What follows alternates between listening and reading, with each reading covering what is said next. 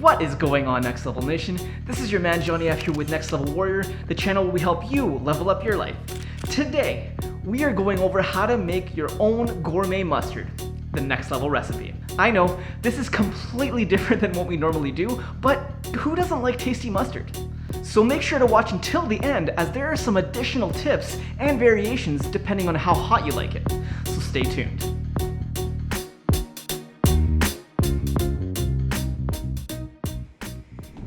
Okay, so after numerous requests and getting tired of telling people how to actually make it, I finally put together this video outlining the recipe. Now this is not your typical yellow mustard, let alone the store-bought Dijon stuff, but it is certainly gourmet and will make the most epic condiment. Next level. You can put this on burgers, salmon, use it as a marinade on meats, marinate tofu or tempeh if you're vegetarian, and it complements any sandwich you might be putting together, and it's the perfect substitution for sushi, and is the perfect substitution for wasabi on sushi. You'll see why. So let's get to the recipe. You're gonna need 1.5 cups of yellow mustard seeds, 1 cup of water, 1.5 cups of apple cider vinegar, 2 teaspoons of ginger powder, half a tablespoon of freshly ground black pepper, 1 tablespoon of coriander seeds, 1/4 teaspoon of nutmeg, 1 tablespoon of salt, and 1/4 cup of turmeric. Yes, 1/4 cup. You can certainly go with less, but what kind of mustard is this? And finally, honey. About 1/4 cup should do. This is gonna help cut some of the bitterness, so feel free to add this to your taste if you wanna add more or less, it's up to you. The full recipe will be linked in the description. So make sure you're using an unfiltered, unpasteurized apple cider vinegar. You can use regular white vinegar, but this is the You better believe it. We might need to add a little bit more at the end during the blending process, so make sure to keep a bit extra on hand.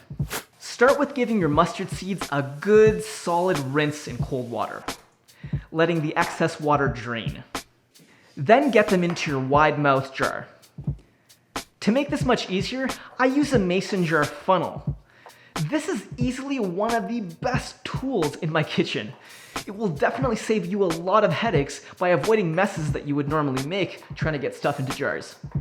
And it'll also fit into small mouth jars as well. I've linked one of these in the description below if you want to make your life easier. Next, you're going to add in the rest of your dry ingredients.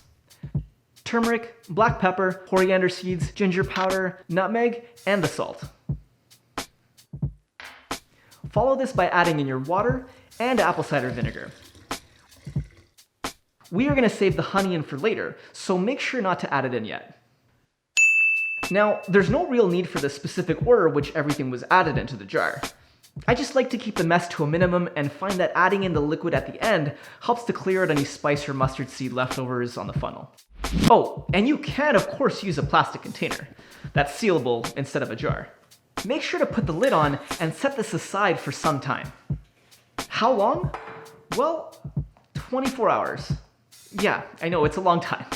Make sure to also be stirring this with a wooden spoon a few times over this period of 24 hours. The purpose of soaking them is for 3 reasons. First, activating the wonderful enzyme MYROSINASE, which gives it the flavor that we all know and love. Second is to really plump up those seeds for easier blending. And finally, the third, something you may or may not know about, is that this will help to reduce the phytic acid content. Why is this important? Well, phytic acid exists on nearly every single nut, grain, legume, and seed. And while it's essential for the seed to thrive once it's planted, humans lack the digestive enzymes to actually break down phytic acid, which can lead to issues including nutrient deficiencies and gut problems over time. If this is completely new information to you, or you'd like a sheet outlining the ideal soaking times for a variety of nuts, seeds, beans, and grains, there will be a cheat sheet photo diagram linked in the description that you can print out. This has helped me a lot. So if you're getting good value out of this video, make sure to hit that like button. Now before you dive into the comments to tell me that I should be rinsing all the liquids off to remove the phytic acid, I am aware, and I did dig around to find out more about this. Apparently the addition of an acidic or probiotic medium, like apple cider vinegar, helps with this. Besides, there's no way you're going to eat an entire jar of this in one sitting. I did actually soak one of these in advance, and the rest of the directions are pretty simple. Pour out all the contents of the jar into a blender or a food processor. Blend it for as long as it takes. It'll just keep getting smoother and smoother. Now, you don't need to necessarily use a high-powered blender like this one. A regular one will work, but make sure to start with at least half the recipe. At this point, we might need to add more liquids depending on the consistency that you're going for. Some seeds will soak up way more liquid than others, depending on how thirsty the seeds might have been. Finally, let's add in the honey.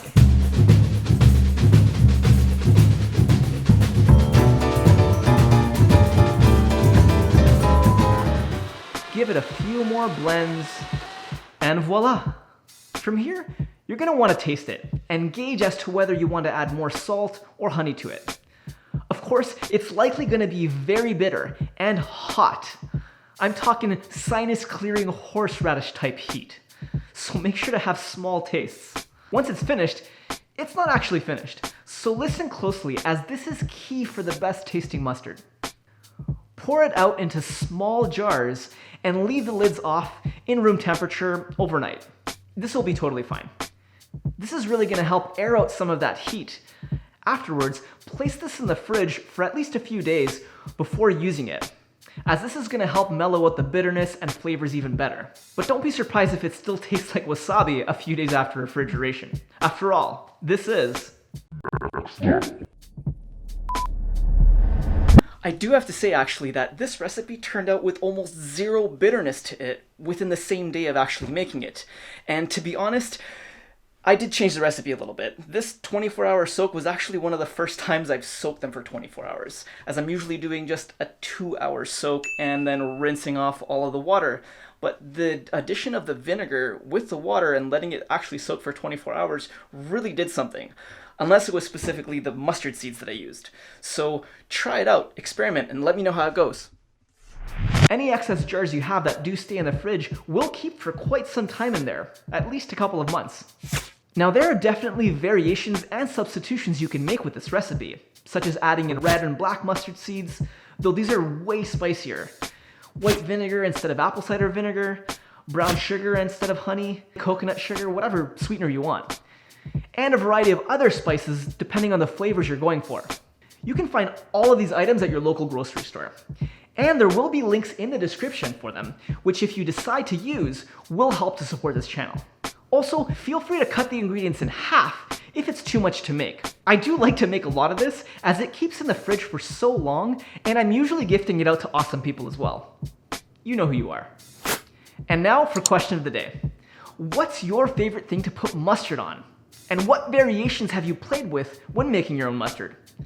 Let us know in the comments below. As always, like this video if you appreciated it, and make sure to subscribe to join the Next Level community to catch my videos posted every week. See you in the next one.